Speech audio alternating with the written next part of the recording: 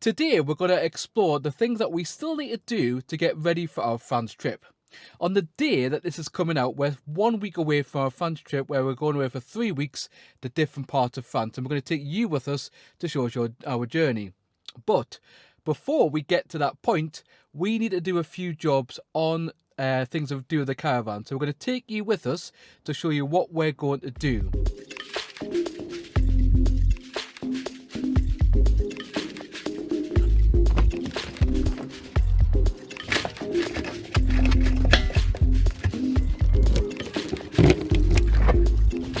So job number one on our list for today is to refill the safe fill bottle. We use a safe fill bottle rather than Cala, because if I'm honest, I think Cala are robbing nothings, and they're charging an absolute fortune for the gas in their bottles when they probably don't need to, and they expect you to pay way over the odds. So we've got a safe fill bottle, got a couple of years ago with money for my birthday. You know, big things there. What do you want for your birthday?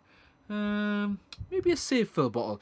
So we've got a safe fill bottle, so we're going to go and try and fill it up. It is hard on a new one to check how much is in there, so we're going to try and shine a light through the back in the cupboard, and hopefully you can work out how much is in there to work out how much to put in. But we don't really want to be getting to France essentially, and then when we get to France, find that we don't have enough gas, because it can be a bit faffy to fill up gas on the continent with all the different adapters and things. You won't be able to see here because it's not bright enough, but it's pretty much about there-ish. So we've still got about just over half the bottle. So we're going to take this, get it filled up, and hopefully the first place we try allows us, because some garages are a bit funny, because I think Cala and Co have got to give it to say, don't let anyone else fill up their bottles there. So we'll try the first place. If not, Morrison's are always pretty good for doing safe fill bottles. So let's see if we can get somewhere to fill up the canister. There you go, Safey, all sorted. Stay put. Pulled up the first place we looked at is a quote. It's about 50-50 about whether we'll get gas here or we won't. So let's go and have a look, see if we get it to work.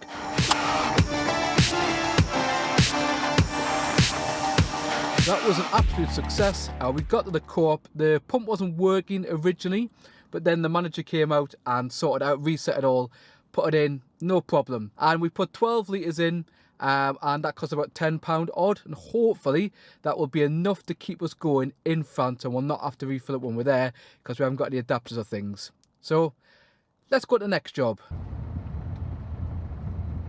So job number two is just to put it back in and make sure it's still working. The worst thing we want is to go to France and work out the gas isn't working. So we just plugged it in, connected it up with the tourney. So definitely get a tourney if you don't already have one. That's a tourney cable. Make no sense here. Oh, not good. I was going to test the gas to make sure it is working. To do something a little bit different, I thought we'd do two truths and a lie. So your job is to work out which one of these is a lie. So, number one. When I was younger, I always wanted to be a fighter pilot and not a teacher. Number two. When it comes to Star Wars, I much prefer the Rebels than the Empire. And number three, I much prefer driving on the French roads on the wrong side of the road than the UK. So there's three facts there. One of those is a complete absolute lie. Get it down in the comments below. And if you're new around here and you just want to join our adventures for France, please click the subscribe button. And if you haven't already, smash the like button, because we really appreciate that, getting the algorithm out to more people.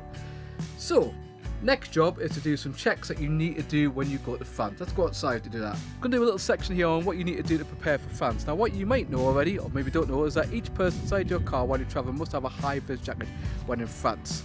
So each person needs to be able to access that from inside the car. You can't have that in the boot, so make sure you have that with you. So we've got 4 of these, we need 1 more.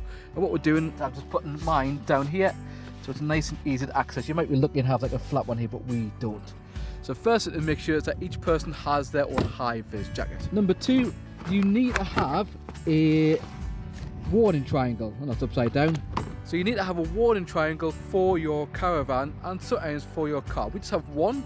I think you might possibly need 2, so we're going to live dangerously, just take 1. I suppose if we break down, we're going to have that anyway. It doesn't matter which way we're going to do that, because the last time, 2 times we've been to France, the first time the battery decided it didn't want to play ball, we got that replaced when we got back, and the second time we went, the car just had to go on limp mode. We had to drive 10 hours back overnight to get back up here to the northeast, which wasn't much fun. Now, weirdly enough, the car worked absolutely spot on while we're here, which is a pain in the backside, but it did. It worked all the way back up, but when we were in France, it was a pain. The other thing we're going to need to do is that we have a GB sticker Now, because of Brexit, we can't have a GB sticker. Because clearly it makes a whole lot of difference having a UK sticker instead, but that's what we're going to have on the back. So that's one of our jobs that we need to do as well.